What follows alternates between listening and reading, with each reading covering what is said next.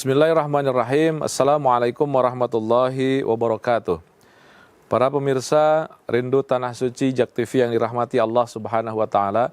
Alhamdulillah banyak pertanyaan masuk pada saya, dan kesempatan ini kita akan mencoba menjawab beberapa pertanyaan. Yang pertanyaannya seperti ini. Pak Ustadz, saya mau bertanya, saya ini akan berangkat melaksanakan ibadah umroh dan sudah membayar untuk DP-nya. Tapi waktu mendekati pelunasan, uang tabungan umroh saya dipinjam oleh saudara. Apakah boleh saya menagihnya langsung? Apakah saya boleh meminjam dari yang lain untuk memenuhi kebutuhan tersebut? Dua pertanyaan kaitan dengan pertama, kalau kita meminjamkan uang, apakah kita boleh menagihnya langsung? Maka jawabannya adalah bukan hanya boleh, harus. Di antara kewajiban kita adalah mengingatkan kepada orang yang meminjam kepada kita, karena itu adalah wa'ad, karena itu adalah janji. Jadi jangan kita diam diri, kemudian nunggu ada kesadarannya, itu pun tidak tepat.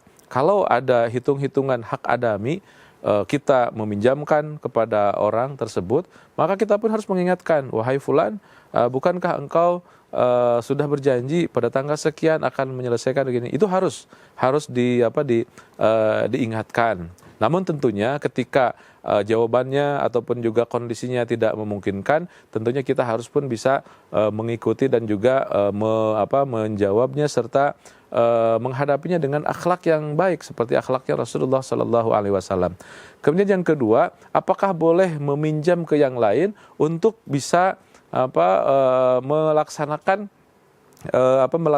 ibadah umrah? Nah, ini tentunya di kalangan para ulama sempat didiskusikan, dan aghlabiyah ulama ini mengatakan jaiz syar'an, karena ada yang namanya al-istita'ah. Istita'ah itu kan sebuah prasyarat untuk menjadi orang yang melaksanakan ibadah umrah. Di antara prasyaratnya adalah manistata'a ilaihi sabila. Siapa yang mampu. Apakah orang yang minjem uang, kemudian dia berangkat dengan uang pinjaman itu istita'ah atau enggak? Ini dikatakan istita'ah, tapi dengan syarat. Syaratnya adalah dalam kondisi dia tidak gambling. Misalkan kita membayar 20 juta, kemampuan kita cuma 2 juta, kita minjem, itu udah jelas tidak istita'ah. Nah, kalau kita minjem kepada orang lain, karena uang kita dipinjam oleh orang lain, berarti ada proses istita'ah. Kemudian realita yang kedua, misalkan perjalanan ibadah umroh itu sekitar 25 juta. Kemudian sama halnya dengan motor, misalkan kita beli 25 juta. Motor saja bisa dikredit, kenapa umroh tidak? Artinya dia sudah masuk dalam posisi yang al-istita'ah.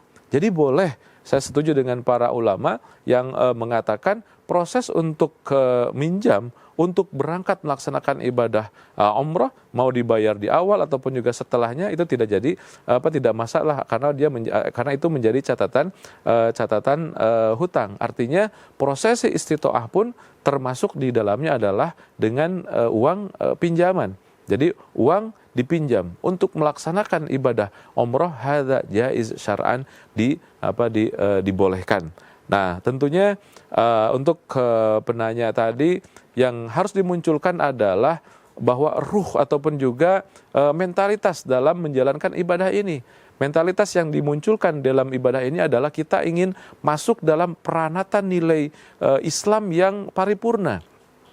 Pranata Islam yang paripurna pertama adalah memiliki ghirah, keinginan untuk betul-betul kita memprioritaskan berada di tanah sucinya Allah. Kenapa kita memprioritaskan kita ingin berada di tanah sucinya? Karena minimal 3 hal. Pertama, dihapuskan dosa, dikabulkan permintaan, dijanjikan kita masuk di dalam surganya. Adalah kesempatan yang luar biasa. Maka kita harus memprioritaskan. Kalau kita memiliki jumlah uang yang cukup untuk melaksanakan umroh, kemudian jangan dulu dialokasikan untuk yang lain. Dahulukan untuk melaksanakan ibadah. Kenapa? Karena itu merupakan sebuah perjalanan yang bahkan mungkin justru perjalanan itu akan juga memudahkan semua rencana-rencana setelah ataupun setelah itu, rencana-rencana yang lain di luar rencana itu. Itu diprioritaskan. Kemudian yang kedua adalah dikomunikasikan dengan baik. Artinya kita tahu diri.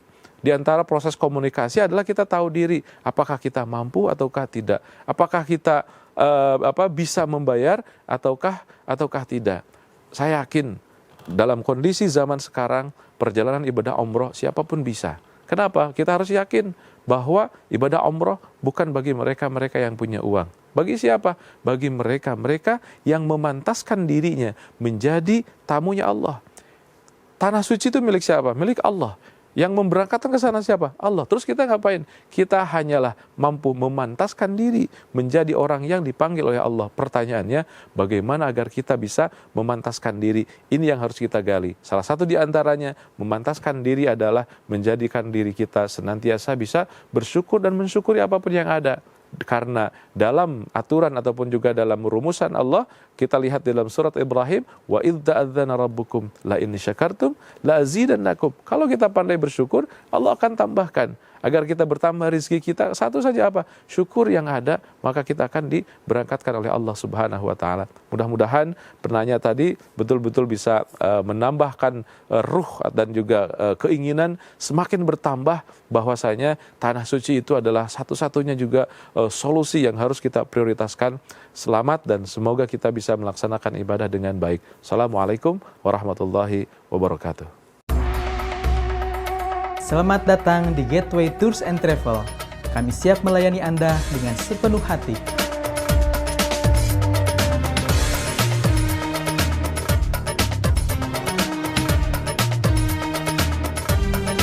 Pastikan Anda bergabung dengan Gateway Tour and Travel untuk perjalanan suci Anda yang lebih bermakna dan berefek untuk kehidupan, dunia, dan akhirat yang lebih baik dan berkah.